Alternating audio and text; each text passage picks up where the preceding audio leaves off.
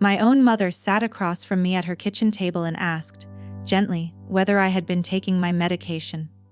For a second I only stared at her, because the question made no sense in any version of my life I recognized. I had never been prescribed psychiatric medication. I had never been told I needed it. I had never hidden a diagnosis from my family, never missed work because of some episode, never woken up confused about where I had been or what I had done.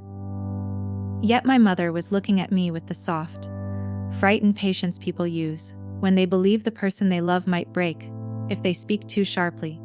Her name is Colette Fenwick, and she has known every ordinary and embarrassing detail of my life since the day I was born. She knows I still separate my laundry the way she taught me. She knows I grade papers in blue ink because red feels too harsh. She knows I get quiet when I am angry and talk too much when I am nervous. So when she reached across the kitchen table and touched my wrist, asking if I was sure I had not skipped anything important lately, I felt the floor tilt beneath me. I asked her what she meant. She glanced toward the hallway, as though someone might overhear us, then said Desmond had been worried. My name is Colette Fenwick. I was 34 then, a high school science teacher in Baton Rouge, Louisiana, married 8 years to Desmond Holloway. To most people, Desmond seemed steady in the way a closed door seems steady. He was polite, careful with his words, never loud in public, never the kind of man anyone would describe as dramatic. He managed our household finances because he liked spreadsheets and I liked knowing the bills were paid, without having to think about every transfer and due date. I trusted him with that because marriage, at least as I understood it, required trusting someone with the unglamorous machinery of your shared life. That afternoon, my mother told me he had been calling her for almost a year. Not every day, not in a way that would have sounded alarming all at once, but often enough to create a pattern. He would say he hated worrying her, then describe something I had supposedly done. I had become forgetful. I had spent money and denied it afterward. I had accused him of hiding things when he was only trying to help. Once, he said, I had called my mother at 3 a.m. insisting someone was following me, then apparently had no memory of it the next day. Another time, he claimed I had forgotten picking up my own car from the shop and accused him of moving it. None of that had happened. At first I laughed because the details were so absurd, but the sound came out wrong. My mother did not laugh with me. She looked ashamed and scared, which told me she had not brought this up as a joke or a misunderstanding. She believed, or had begun to believe, that there was a version of me moving through the world that I could not remember. When I asked why she had never spoken to me directly, her eyes filled. She said Desmond had begged her not to confront me, because he was afraid I would feel cornered and stop trusting everyone. He had told her he was trying to get me help slowly, gently without humiliating me. I remember the silence after that. The refrigerator clicked on, a truck passed outside. My tea had gone cold in a mug painted with lemons. In that ordinary kitchen, with the afternoon light falling across the table where I had done homework as a teenager, I felt something colder than panic settle in me. Panic would have made me call Desmond immediately. This was different.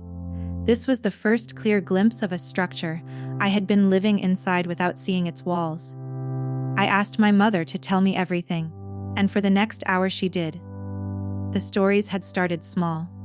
Desmond said I was under pressure at work and not sleeping. Then he said I was misplacing things and blaming him. Then he began mentioning money. He told her I had ordered expensive classroom supplies with our personal card and denied it. He told her I had taken cash from savings and could not explain where it went. He made each story sound reluctant, as if he were betraying me by saying it, and that reluctance made him seem more believable. He did not sound like a man attacking his wife. He sounded like a husband trying to keep a family member informed before a crisis. By the time I left my mother's house, my hands were shaking so badly I had to sit in my car for nearly 20 minutes before I could drive.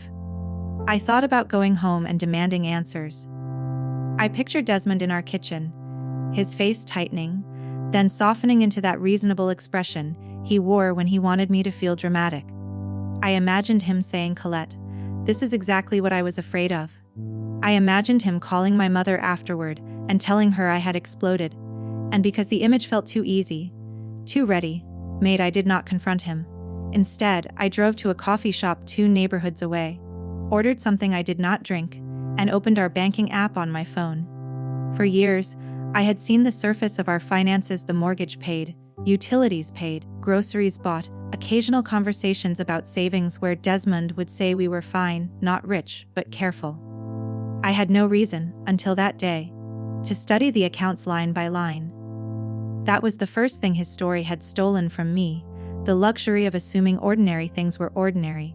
The checking account looked normal at first. Then I opened the savings account and felt my stomach drop. The balance was not only lower than I expected, it was so much lower that I thought I had opened the wrong account. I went back through statements month by month, downloading them with clumsy fingers, and saw withdrawals, transfers, and card payments I could not place. Some were small enough to hide inside normal spending. Others were large and clean, as though someone had decided confidence was safer than subtlety. Over 18 months, just over $91,000 had disappeared from accounts that Desmond had repeatedly described as healthy. I sat there until the coffee shop began stacking chairs around me. I was a science teacher. I understood evidence, patterns, controls, the danger of reaching conclusions too quickly. So I did not let myself decide what the money meant yet. But I understood what the timing meant. Desmond had not invented a story about my instability because he was confused. He had been building a defense before I even knew there was a crime to accuse him of. If I found the missing money and spoke up, he needed my family prepared to doubt me before they heard me. That night, I went home and made dinner, because the body can perform ordinary rituals while the mind is standing at the edge of a cliff. Desmond came in wearing the blue dress shirt he always wore on days when he wanted to look more successful than he felt. He kissed my cheek, asked about school, and complained about traffic on I-10. I watched him wash his hands at the sink and wondered how many times those hands had moved money while I slept beside him. He did not seem nervous. That frightened me more than if he had. I told him my mother was fine when he asked. I said she had made gumbo and talked about her neighbor's new fence. I listened to myself lie calmly and realized I had crossed a line in my own life. Not a dishonest line, exactly, but a survival line. I was no longer sharing information with my husband, as though we were on the same side of the table. I was preserving information because he had turned the table around when I was not looking. The next morning, I called an attorney from the parking lot of my school before the first bell. Her name was Priscilla Nakamura, and I chose her because her website mentioned divorce cases involving financial deception, not just custody schedules and property division. She had a direct voice, not cold, but efficient in a way that made me breathe more evenly. When I told her my husband had been telling my family I was unstable while money vanished from our accounts, she did not gasp or tell me to calm down. She asked whether I had downloaded the statements. She asked whether Desmond knew I had noticed. Then she said, "Do not confront him yet." Those 5 words gave shape to the restraint I had already chosen. Priscilla explained that if Desmond had spent a year creating a private narrative about my mental state, then my first job was not to prove my feelings. It was to preserve records. Bank statements, emails, text messages, calendars, receipts, anything that existed outside his interpretation. She told me to change passwords on accounts that were mine alone, open a new individual account at a different bank for my paycheck going forward, and keep my tone at home as normal as possible until we knew what we were dealing with. I did those things in fragments between classes, during lunch, after school in my classroom, while the custodians rolled trash bins down the hall. I taught sophomores about chemical reactions while my own life was becoming one. I watched students mix clear liquids and wait for a color change, and I thought about how some transformations are invisible until the moment they are not. At home, Desmond asked why I seemed tired. I said midterms were coming. He accepted that because it served him to accept it. Priscilla brought in a forensic accountant named Cornelius Achibi. If Priscilla was a scalpel, Cornelius was a measuring instrument, patient, precise, almost soothing in his refusal to speculate beyond what the records showed. We met in Priscilla's office on a rainy Thursday, and I handed over everything I had pulled. Cornelius asked questions that made me feel both foolish and relieved. Did I know about this credit card? No. Did Desmond ever mention this payment processor? No. Did I recognize this recurring transfer? No. Each no embarrassed me, but Cornelius never reacted as if I should have known. He simply wrote it down. The investigation took nearly 6 weeks. During those 6 weeks, I lived 2 lives. In one, I taught, bought groceries, folded towels, and sat across from Desmond at dinner while he told me stories about his day. In the other, I kept a private journal hidden in the back of a box of old lesson plans. I wrote down what time I woke up, what I wore, who I spoke to, what we ate, what Desmond said. It felt humiliating at first, documenting my own ordinary existence, as if I needed to prove I had been present for it.